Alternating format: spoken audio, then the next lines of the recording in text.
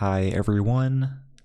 I haven't posted a video in a while, mostly because what I did for this video took an extreme amount of work. So I hope you enjoy this video. I have completed a full end-to-end file system for my operating system, which I started presenting in my last video. This included a disk driver, a FAT32 implementation, and then also a bunch of new system calls, which I'm going to present.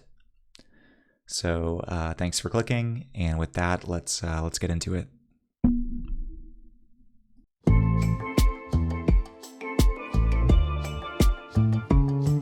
Okay, so we're going to start with just some simple reads and write calls. But before we do that, I just wanted to say that I know a lot of people in my last video were interested more in maybe how the kernel is designed and what kernel space looks like than just using the system calls. So I thought in the second half of this video, we'd actually go into changing how the file system works under the hood in kernel space. But for the first half, we are going to do everything in user space. So if you are interested in kernel space, you can skip ahead. Okay, so just like in the last video, all of our user code is going to go in this user main function. This is the entry point into the first user process spawned by the kernel. So I think we might as well start by just creating a file, writing to it, and then maybe reading back the data. So, okay. So now we're gonna be using a new set of system calls defined in this file, syscall_fh. You may remember syscall.h from last video. These were all like the really fundamental core system calls for creating processes or threads. Now we have syscall_fh, which is the file system oriented calls. This is what we're going to be using for this video. Okay, so let's create our file. We're going to start with a disk with nothing on it. So let's do fern os air, and we're going to do air equals scfs touch, and we're going to call it myfile.txt. Okay, and then we're going to check if the error was successful, or if the error wasn't successful, I should say. We can say scterm put s failed to create my file. And we can return proc es failure. Nice. Okay, so if we made it here, we have created a file called myfile or my_file.txt. And now, in order to read or write to the file, we're going to have to take one intermediary step, which is going to be getting the file handle. What is a file handle? It's basically just an ID that points to a state in memory that's managed by the kernel. There are things about a file that we're going to need to remember and use if we need to read and write to it that we may not need when we're just creating or removing a file. So when we create a file, we don't need a handle, but when we read or write, we do. So let's make a file handle field fh. We're going to do air equals scfs open. We're going to give it our path, my_file.txt. And then a pointer to my handle, and we can copy and paste the error procedure. So we could say failed to open my file. Okay, now we should have the handle. Now we can actually go about writing data to the file. So before I do this next part, I just wanted to say that I am going to do the next few steps the hardware just to show you how the core calls work. Then afterwards, I'll show you that there are kind of helper functions that make things easier for you. So basically, what we're going to do is we're going to have a message. So const char star message. equals, I don't know, here is some text. Yeah, here's some text. And we can get the length of the message. Message len.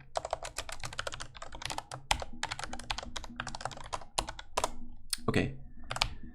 So let's do our write. So we're gonna have size t written, and we're gonna say error equals scfs write fh message len and written, and we're gonna say if the error does not equal success, we can say failed to write to my file. Okay, so at first glance, this might look correct because it looks like, you know, we're writing our whole message and we check if it succeeded or not. Afterwards, we would assume that our whole message was written. This is actually not the case, though. My system calls work slightly differently than that. The idea here is that the kind of vanilla write call, the length argument is kind of like a suggestion to the kernel. The kernel actually decides how much it's going to write in the end, or read when we do reading. And what it does, like for example, if you say, well, write 10,000 bytes, the kernel says, well, that's a lot of bytes to do in one go. I don't want to freeze up the system. Maybe I'll write 1,000 and I'll return success. And just so you know how many bytes were actually written, I will write that number to this written field you provide. So that's the point of this argument. So even in the case of success, the full length you ask for might not totally have been written. It is your responsibility to check. So to do this correctly, what we'd really want to do is size t total written equals 0. And then we can do, what should we do here? While total written is less than the message length, delete that. Total written plus equals written. Okay. And then, oh, I almost forgot, at the end, we should close our handle. This is not 100% necessary because file handles are closed when a process exits anyway, but we'll do it just for good form. And if we make it to the end without an error, we can print out a little message. We'll say data was written. Awesome. Okay, so let's run this. It shouldn't be too exciting, but this will give us a good starting point, and then we can go on to reading in the next section. Okay, so let's do that. Make qemu.bin. Awesome, data was written.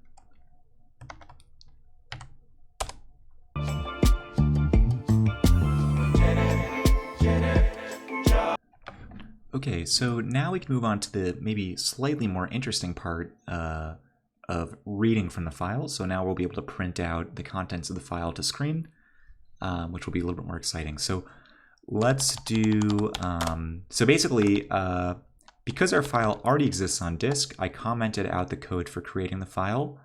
And because we're going to be reading, data this time, I commented out our write code. So I'll leave it in for now, just so we remember kind of where we came from. But now we're going to be running kind of a complementary version of the code, which does reading instead. Okay, so one thing I want to say about reading really fast is that when you write to a file, if the amount of data you're writing requires the file to be expanded, the operating system will expand the file for you under the hood, okay? But what happens if you say you want to read 100 bytes, but there's only 50 bytes in the file? Well, in that situation, what the kernel will do is it'll only read the bytes available, okay? But there is one exception. So So if you say read 100 bytes and there's only 50 bytes there, it'll read out the 50 bytes or as many as it chooses and return success, okay?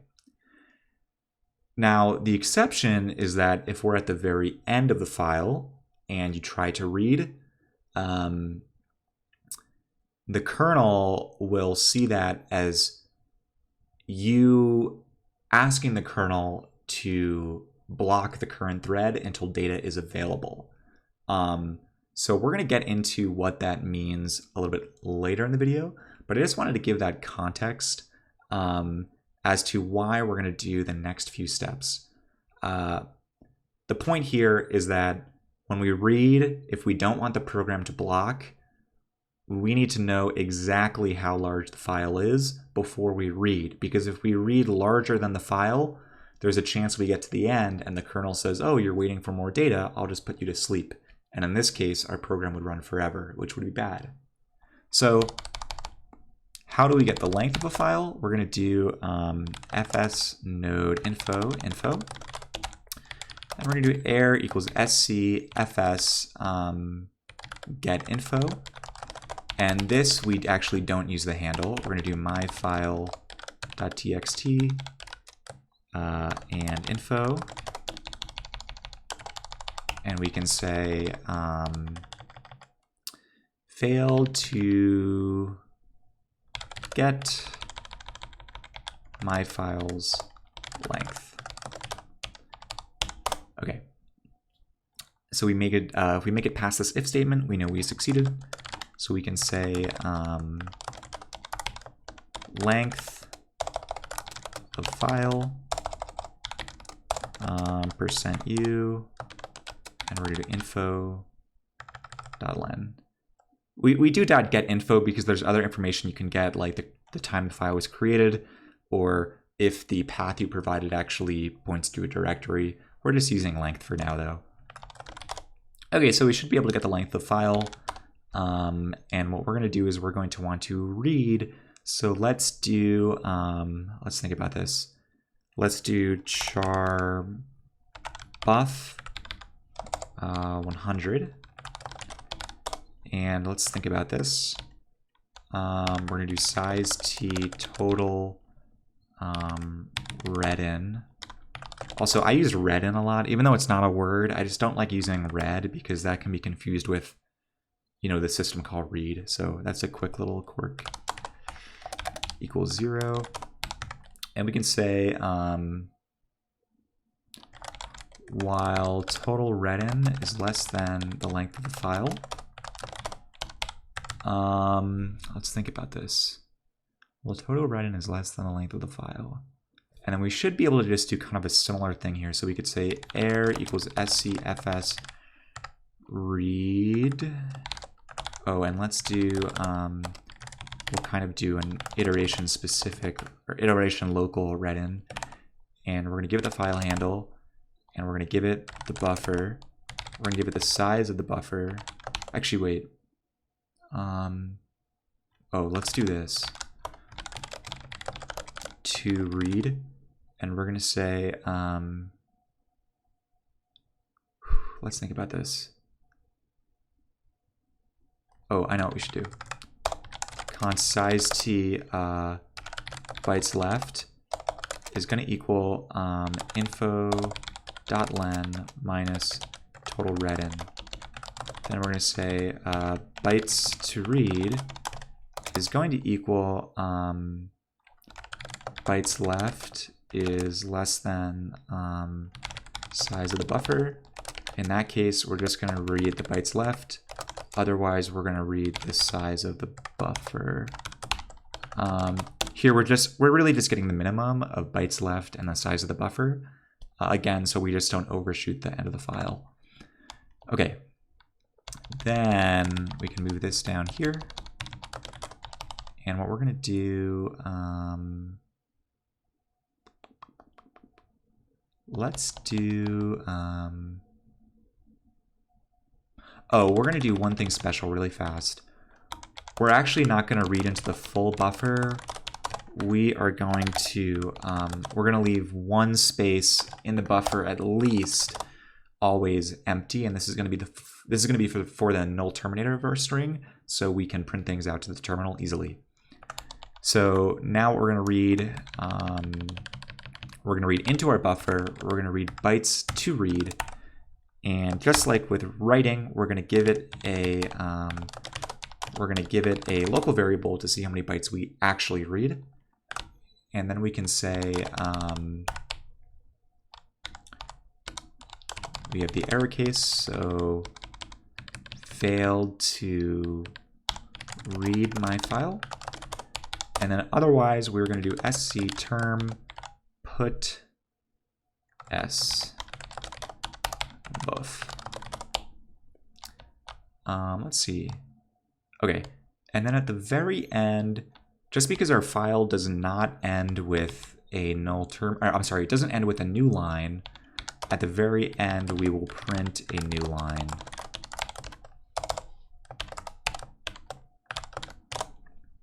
Okay, so does this make sense? We have our total length, bytes left, bytes to read.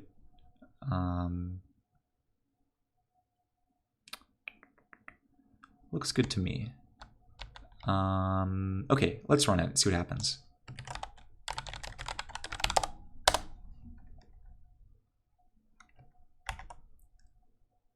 All right, so the length of our file is 18, and we get here some text. Although why? See, something did go wrong here, actually, because we can see that when the system exits, we should get a system exited print statement, and we don't.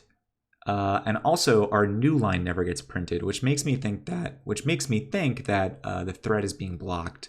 It's waiting for data that doesn't exist yet or isn't there yet. So let's see if we can fix that problem really fast here. Total read, and oh, I know what's wrong. We never increment how many bytes were totally read. So now, well, that was a great example of blocking when we didn't want to.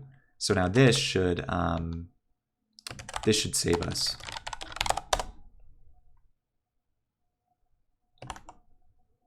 All right, so now we not only get the new line, but we also get the system exited message. So nice. Okay, also really fast, before I did any of this writing or reading stuff, I remember saying that this is kind of the hard way, and there's actually a slightly easier way. The easier way is that if you know the length of the file and you're willing to have a buffer that length, you can actually call a helper function which does this whole loop for you. Later we're going to bring this loop back, but for now, just to show you, what we can do is we can do air equals sc fs read full, and we give it the file handle, we give it the buffer, and we give it info.length. Okay.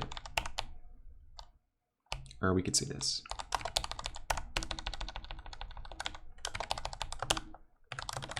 So this will kind of do what was in this loop for us. And there is a read version too. The idea here is I want to read this many bytes exactly, or I want to write this many bytes exactly. Don't return until you're done.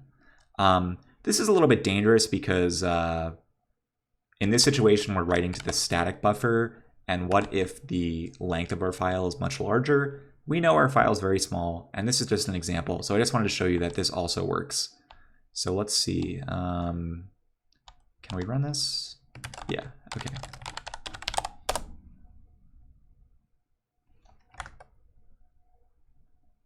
Uh-oh, what's wrong? Something's wrong. Read full info len. What is wrong? Oh, I know what's wrong. Let's do buff info.len equals that. Although that shouldn't really make a difference.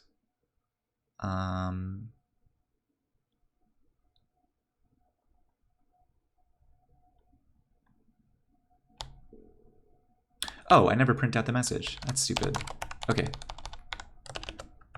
Oh, also, this should actually be in here too. Whoops. Okay, now let's try it out.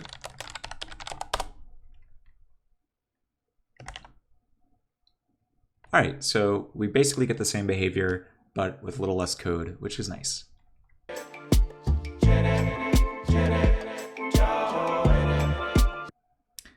Okay, so this next part of the demo is going to be pretty quick, but is arguably the most important part of the file system and why I did it in general. So in the intro, I said this term FAT32, and you might be wondering what that is. FAT32 stands for File Allocation Table, and the 32 is for 32 bits. It is a file system specification that was designed by Microsoft. And what is the point? The point is that my implementation, while I wrote all the code myself, what is written to disk follows this specification made by Microsoft. And this specification is, so standardized that I can download tools for my Mac that deal with editing a file system image that follows that format, follows the FAT32 format. So to show you what I mean, I'm in the build directory of my operating system, and we can see there's an HDD image, which is the disk, the hard drive. And we can, using these Microsoft tools, kind of inspect it. So if I did mdir of the image, okay, so this is the image that we were working with, and we can see there are two files. One is the dot, which is kind of the self-reference that'll bring us back to the root directory, and then the other is like kind of a long string of uppercase characters. There is a algorithm I think you're supposed to use to determine that. It's called the short file name. But I just kind of made it up randomly because I was a little bit lazy. But if you look all the way to the right, you can see the actual name we typed in, which is my_file.txt. That's known as the long file name. And we can see it's 18 bytes, which is correct if you remember from earlier. And just to further confirm, what we can do is we can do mtype-i image/myfile.txt. And we can actually see the text that we wrote from FernOS, which is pretty cool. So this means that we can take a file, we can write a file to disk using FernOS, and then on another computer we can extract the file, which is great for transferring files, But arguably what's even cooler is that we can go the other direction, right? We can take a file on my Mac, we can place it in the image using Microsoft tools, and then we can read it back on my operating system, which will be great in the future when I want to maybe transfer binaries or kind of data files, images, things I download from the internet, stuff like that. So just to, So just to test it out, let's first place a file in the image, and we're going to read it back on FernOS. So let's do, mcopy/i hdd.image, and we're going to copy from source. Let's do, kstartup source state fs.c. So this is the C code that actually implements all of the system calls, the file system calls. And we're going to put this in, let's call it my big source file.c. And if we do mtype, let's just confirm this worked. There we go. So we successfully read it back on my computer. Can we read it back from FernOS running on the VM now? So let's go back to our source directory. And let me just go back into Vim here. So I did kind of edit what we previously had. So now we're opening this mybigsourcefile.c file. And because our buffer might be smaller than the length of the file, in this case it definitely is, we're going to go back to the hard way of reading in a loop instead of using the helper that I showed earlier. This is to prevent blocking, as you may remember. And I also added this sleep statement. This way, a little bit of the file prints at a time, so we can kind of see it scroll, make sure everything looks right. Cool, so let's run it.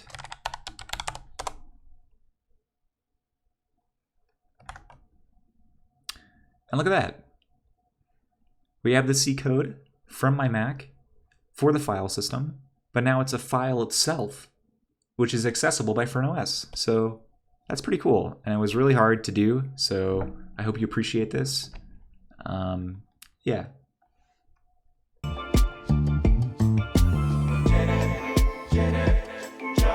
Okay, before we go into kernel space, I want to do one more demo, which has kind of been alluded to a few times here in this video, which is what is really the point of your thread blocking when you read, right? It introduces a new feature, which has kind of been long awaited and is very important, which is kind of more serious IPC. In my last video, I mentioned IPC, which stands for inter-process communication. Remember that two processes, their memory spaces are not shared. So we need some sort of way of communicating between processes through the kernel if that's what we want to do. Now, a file is not the most efficient way of doing it. And later, I'd like to introduce some other mechanisms that are more efficient. But for now, a file is what we have, and it does suffice. So I wanted to give a little demo of two processes talking to each other over a file. So let's do that. So what we're going to do this time around, we are going to create a new file, and we're going to call it, I don't know, I'm going to call it data pipe. And here we will open data pipe. Okay. And now what we're going to have is we're going to have proc ID cpid. And what we're going to do is we're going to have air equals scfs fork. I'm sorry. sc fork, proc fork, and cpid. And we're going to say here,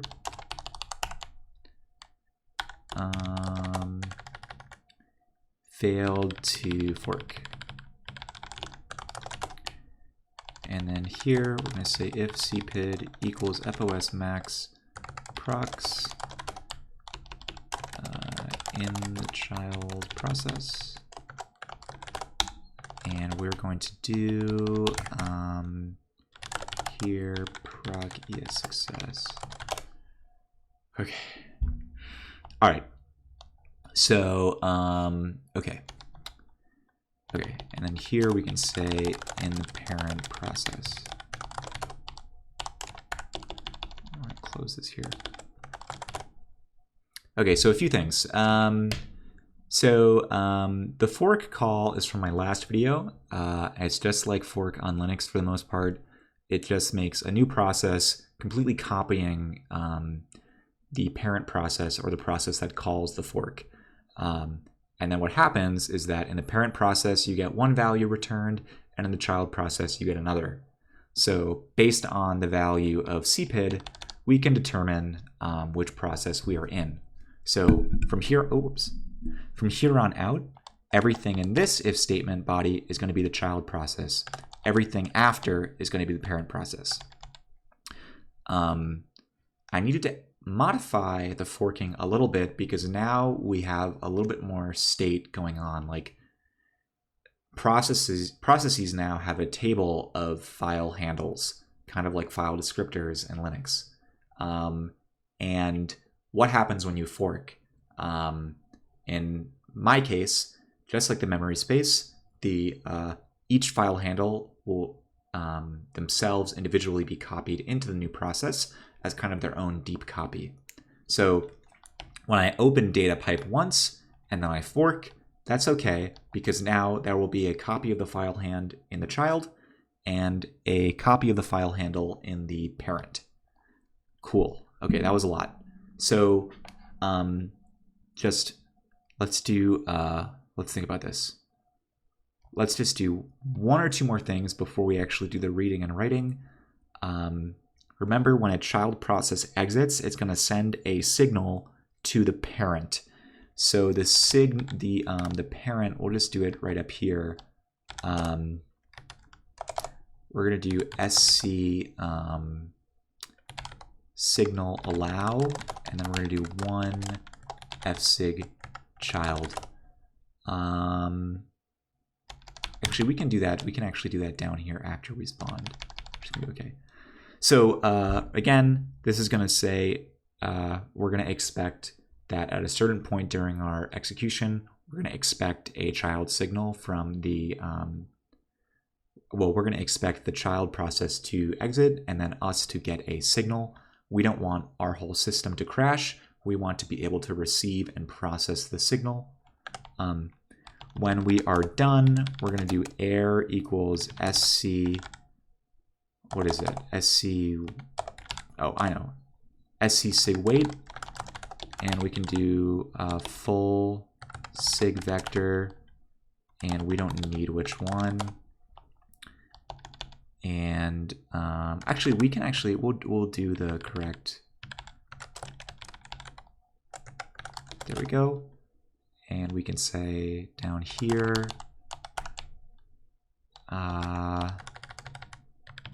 failed to wait. And then finally, we can do air equals sc proc reap cpid. What did I just do? Oh my god. cpid. We don't need these. And if this fails, we can say failed to reap. So the idea here, again, is that we need to, when a child process exits, it's our responsibility to clean up its resources and reap them. Of course, our system is going to exit anyway, so it doesn't really matter. But again, I think it's good form, so why not? Okay. So now everything should be set up correctly. Let me, let's try running this just to make sure everything works. We should get just exit with status 0, nothing too crazy. Okay, cool. So we exited correctly. That means we successfully waited and reaped the child process. Okay. Now we can do the fun part. So what we can do, let's think about this. We can say uint32t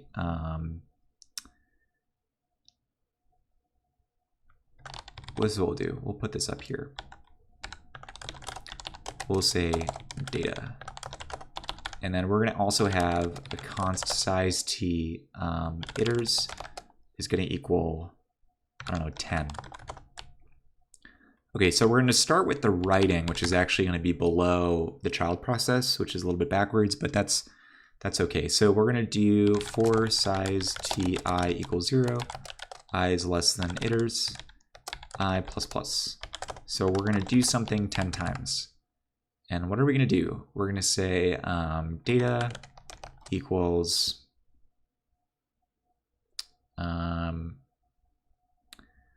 we'll say data equals I times 3.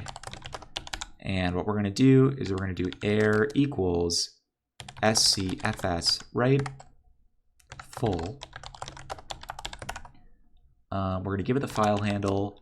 We're going to give it data, and we're going to give it the length of data, which we'll just say is the size of the data field. Yeah, so here we're going to use the helpers just because it's easier, and we are doing this in a situation where we actually want to block. Again, that doesn't really matter for the write case, but for the read case, it does. So if there is an error, we can print out failed to write to data pipe. Cool. And then the real cool part is in here we are going to do the same thing. For size t I equals 0, I is less than iter's, I plus plus. And we're going to say air equals scfs read full. So now we're just going to block the process until we get the data, until we get the correct amount of bytes, which in this case is going to be the size of a 32-bit integer, which is 4 bytes. And we can say, if this fails, we can say failed to read from data pipe. And at the very end, what we can do is we can do term, put the format, we're going to say data received %u. So let's see if we actually get the data we expect. Cool. And if I were to run this as is, right now, FernOS doesn't really context switch very fast. So my bet is that it would write all of the data, and then afterwards it would print it all really fast, which is kind of not the point. We want to show that when data is not available yet, what the child process who's reading from the data pipe, what it does, right? So what we're going to do is we're going to add a sleep statement. So let's do thread sleep, and we'll do, I don't know, 7, which I think is like half a second in this situation. So let's see. So we would expect, 0, 3, 6, 9, and so on. And we'd also expect it to kind of happen slowly. And then for our child process to exit at the end, remember, if the child process doesn't exit, the whole system will block, because this is a blocking call, signal wait. So let's see what happens.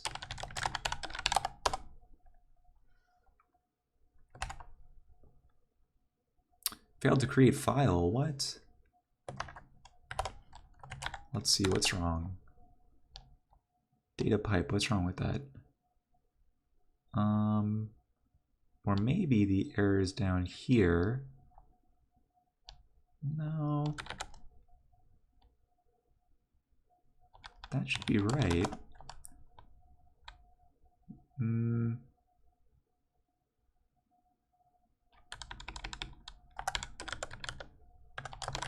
This should not matter. I don't know why we're getting this error. Oh, you know what? I know why. I'm sorry. I know exactly why. We already, we ran the program once, so it created the file. When we run it again, it's going to fail because that file actually already exists. So we're just going to run this again with, I'll call this, not text, bin. So this should succeed. It'll create a new file. If we wanted to make this better, we could delete the file at the beginning. That's also a solution. Now let's run it.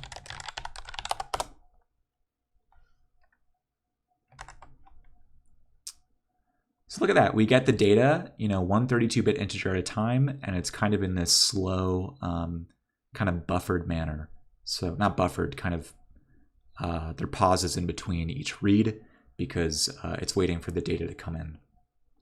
So yeah, with that, we can move on to kernel space.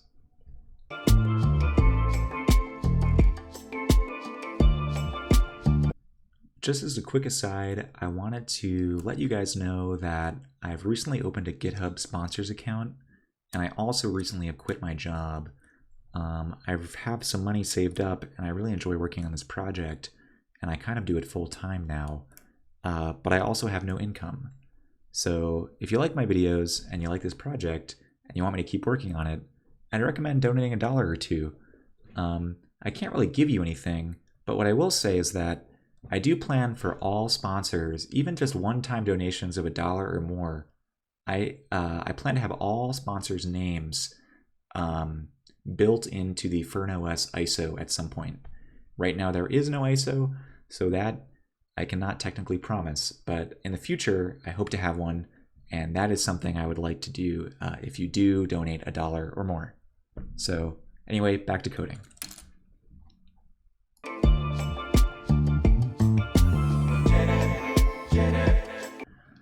All right, so for the final few segments, we're going to jump into kernel space. First, I wanted to talk about how the file system, kind of the end-to-end logic is designed, and then afterwards, we could actually augment the logic to change how things work. Basically, I have this little flowchart which starts at the disk and ends in user space. And here are all the pieces along the way. So let's just start at the disk and go one by one. I'll try to make this fast so it's not so boring. The idea is you have a disk and we're going to talk to it using a pretty simple driver which uses the I/O ports, and ATA, which is a pretty basic interface for talking to a disk. This code implements an interface I made, which is a block device interface, which is just like kind of what you could imagine. This is just a device where you can read pieces or kind of sectors at a time, big chunks of data at a time from something. It could be a disk, it could be a flash chip, it could be over the network. You know, you don't know, it's just an interface. So this implementation of the block device interface happens to talk to a disk using ATA. I have another implementation which just takes any other block device and it caches random sectors in memory. So this guy is going to read to disk every time you read and write, which is very slow. This guy will take sectors which you are using currently and store them in memory, so you don't need to talk to the disk every time you want to do maybe some sort of small operation. Okay, after that, I have this FAT32 device class, basically. It does not implement some sort of generic interface. It's pretty technical, very specific. It basically just augments the endpoints in block device, but to do FAT32 things. The FAT32 specification is kind of technical. It has all these pieces, and to go from the normal block device straight to the file system would be hard. So there's this intermediary class which does some heavy lifting for us. And then finally, we have the FAT32 file system. This implements this generic file system interface, and it communicates with this FAT32 device. And it takes the technicalities of FAT32, like, you know, writing to the file allocation table and parsing, you know, allocated chains and clusters and all these things, and it kind of abstracts it up to just files and writing raw bytes, no sectors, no clusters, nothing confusing. Okay. Finally, the kernel takes any implementation of the file system and it has code for implementing the calls in the syscall_fs.h file. So basically, I could substitute this with any file system I wanted, and the system calls would still hopefully work, or they should work. So that's like the design, the end-to-end, and I thought what we could do as kind of the final part of this video is we could kind of prove that this is modular and reasonably designed by maybe augmenting what the file system does without changing the file system interface or changing the kernel code so much. So the idea here is what we could do is maybe we could take all of this. Let's see, can I like, okay, let's take all of this and we can move it over. And we can move this line over too. Okay. And we're going to take this guy and let's copy him over. Let's see, is this enough space? Not really. Okay. Move that over. Awesome. Okay. And then let's do, can we copy this stuff? Not really.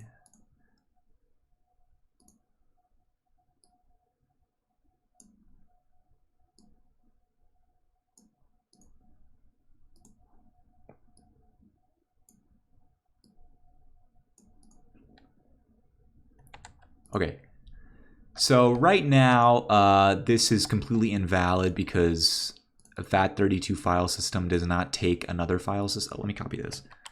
Does not take another file system as an argument. But I was thinking what we could do is we can maybe make some other file system that does take a generic file system. And what would be the reason for this? Like maybe we want, we'll call it scrambled FS. And what this will do is maybe what it'll do is it'll take the text that we write to a file, and before it actually writes it to disk or passes it along in this chain, it could scramble the text so that what's on the disk is like kind of encrypted and secure maybe, right? And then when we read the data back, we will descramble it, right? So that's what I was thinking for the final part of this video. And yeah, let's just jump to the code and get it done. So now we're finally coding in kernel space. So it only took, 2 videos and about 2 hours of watch time, but I hope you enjoy this part.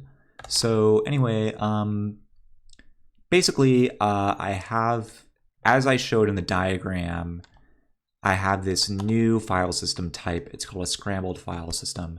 And all it takes is another file system, which it wraps, okay? And to create a scrambled file system, you call this function. DA stands for default allocator, just a quick tip there. If you go into the scrambled file system source file, you'll see it actually does nothing right now. These are all functions. So basically this is the interface that we have to implement. So we need our own function that does some sort of implementation specific behavior for each of these fields.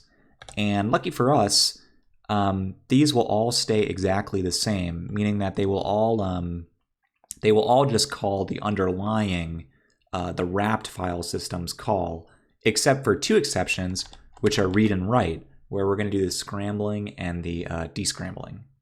So I was thinking we could go down to those functions, write those in, and then we could run a quick test just to make sure everything is working as expected. Okay, so let's go down here. So we have read and write, which right now do nothing. So let's do write first. So let's think about this. So we're given, I can delete this. We're given a buffer source, and we are going to want to scramble it and write that scrambled version. So we can't modify the source that was given, but we can make a new buffer. So we could say char star, we could say new buff equals da malloc bytes. And we'll say if this failed, if we got null back, we can return fos no mem. Okay. And then what we're going to do is we're going to copy the bytes that were given to us into this new buffer. Bytes. Finally, we're going to iterate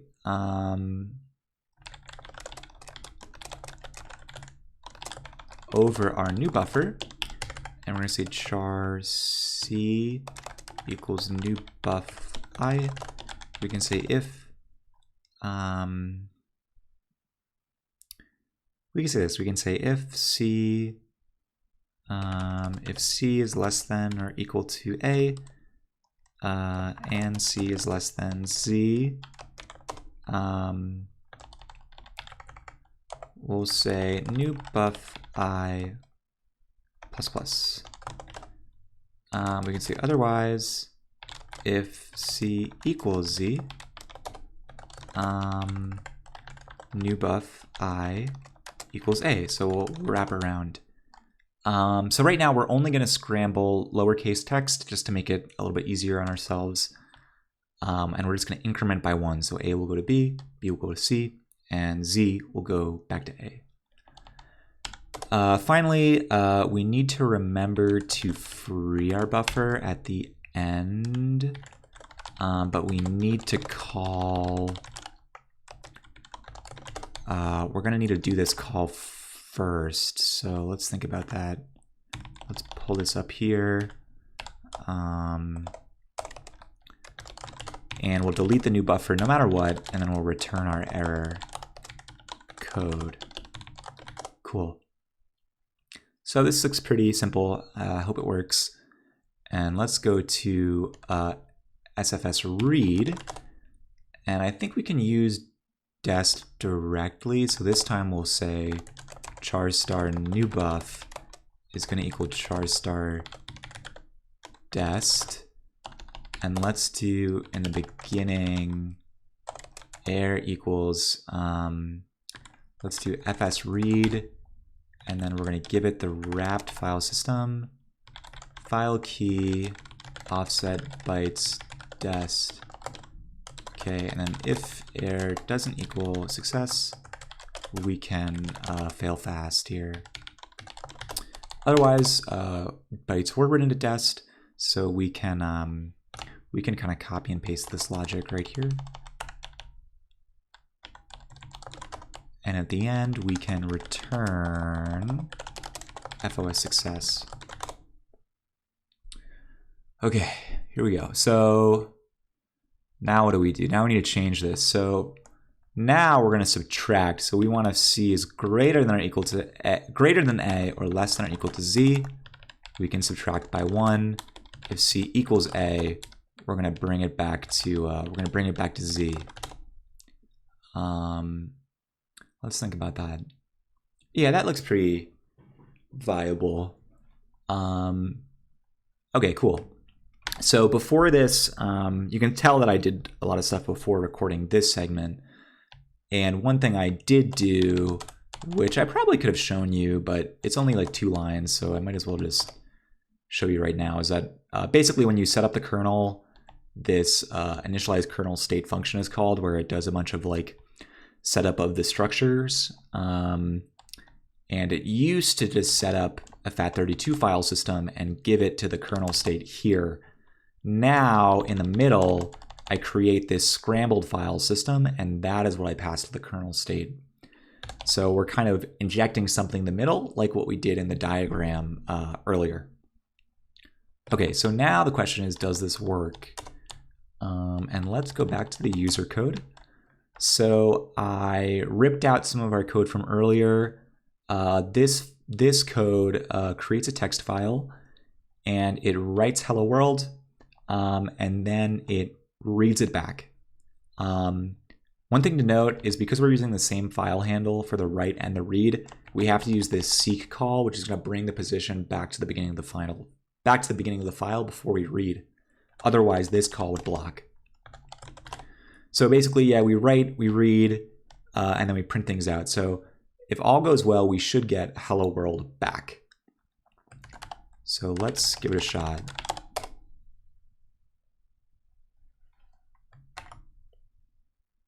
What? HGED. So it looks like we're 1 off.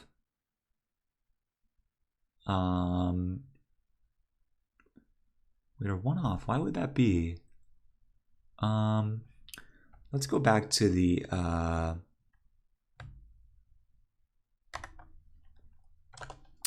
let's go back to our I think I know what's wrong. I think we provided maybe the wrong buffer when we did a write.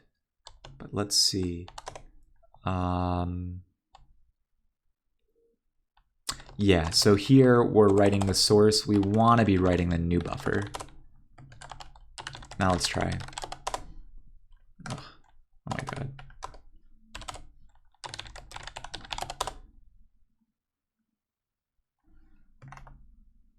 Hello world. Okay, so we wrote and read data correctly, although this doesn't necessarily prove that what's on the disk is scrambled.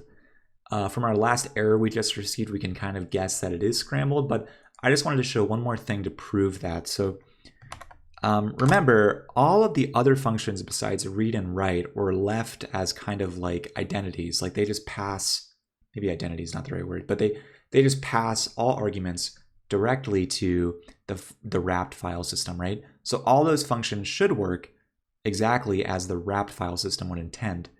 In our case, the wrapped file system is the FAT32 file system, right? So let's go up into build and let's do mdir -i. Okay, so we have a bunch of junk from the previous things we wrote, but at the way bottom we have a.text, which we just wrote and has 11 bytes, which I assume is how many letters are in Hello World. And let's think about this.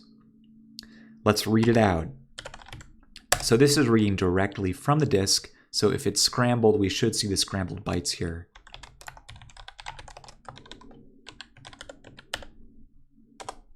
Look at that. So if this was some private information, I would be lost. You know, your data would be safe, right? So anyway, yeah. So that's it for the kernel programming segment.